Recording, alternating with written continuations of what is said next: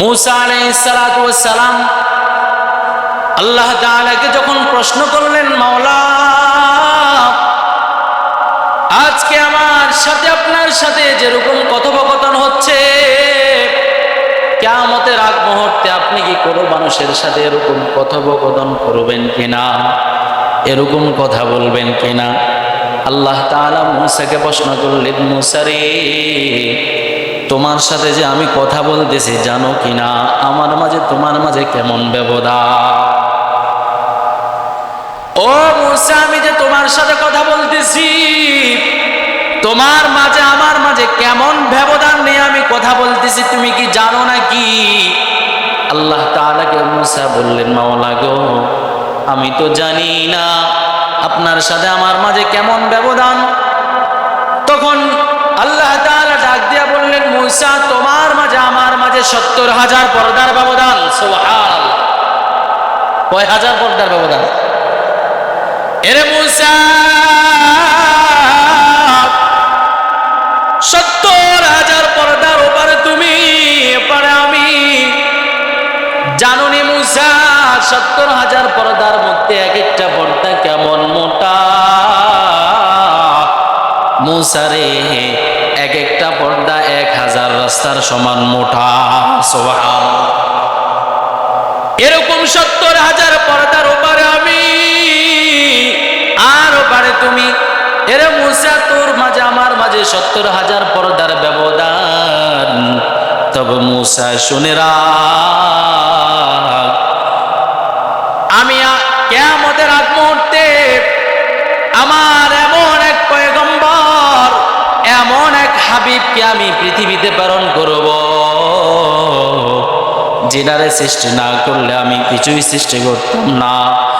আল্লাহু আকবার, যিনাকে আমি এত পরিমাণ ভালোবাসি, তিনাকে যখন আমি পৃথিবীতে পাঠাবো, তিনার যেই উম্মতরা হবে, ওই উম্মতরা কথা বলার সময় লা হিজাব বাইনি ওয়া বাইনাহুম, আমার মাঝে তাদের মাঝে কোনো পর্দা থাকবে না। তাদের মাঝে আমার মাঝে কোনো কি থাকবে না? পর্দা থাকবে না। এরে মূসা, আমার ওই উম্মতদেরকে নবীর বরকতে আমি এত পরিমাণ ভালোবাসবো রে, তারা যখন সিজদায় লুটিয়ে পড়বে, নামাজে যখন দাঁড়াবে, আলহামদুলিল্লাহি রাব্বিল আলামিন যখন বলবে, সাথে সাথে আমি মাওলা বলবো, হামিদানি আবদি, বান্দা তুমি আমার সাথে কথোপকথন করতেছ। আল্লাহর সাথে কোরআন তেলাওয়াত মানে সরাসরি কথা বলা।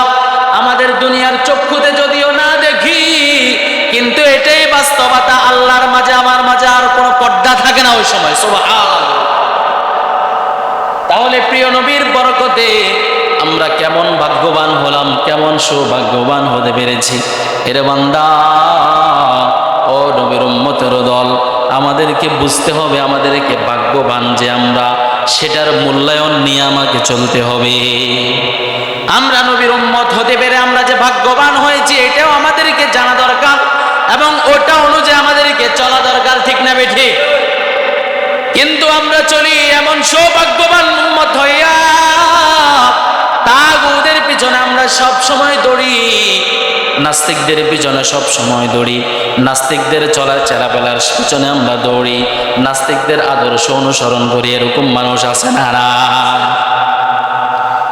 ও দুনিয়ার মানুষ, আমার নবীজি সাল্লাল্লাহু আলাইহি ওয়াসাল্লাম, তিনার চেহারার মতো, তিনার অবয়ব শরীরের অবকাঠামোর মতো পৃথিবীতে আল্লাহ আর কোনো মানুষ সৃষ্টি করেন নাই। সুবহানাল্লাহ।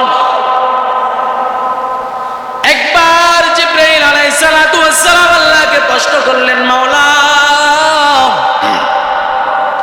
এই যে আপনার হাবিব হযরত মুহাম্মদ মুস্তাফা সাল্লাল্লাহু আলাইহি ওয়াসাল্লামকে আপনি এত সুন্দর করে সৃষ্টি করছেন, এত মায়া দিয়ে সৃষ্টি করছেন, এত সুন্দর চেহারা দিয়ে সৃষ্টি করছেন, মাওলা, তিনার মতো আর এমন কেউ হবে কিনা? তিনার এই চেহারার মধ্যে আপনি আর সৃষ্টি করবেন কিনা? বলে, জিবরাইল তুমি তাকায়া দেখো সারা পৃথিবীতে এরকম আর কোনো মানুষ আছে কিনা।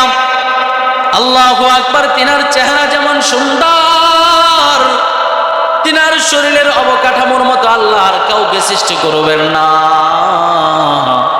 ইনার জন্মের সময় যে অলৌকিক ঘটনাগুলো ঘটেছে, পৃথিবীর ইতিহাসে আর কোনো অলৌকিক এই সকল ঘটনাগুলো ঘটবে না।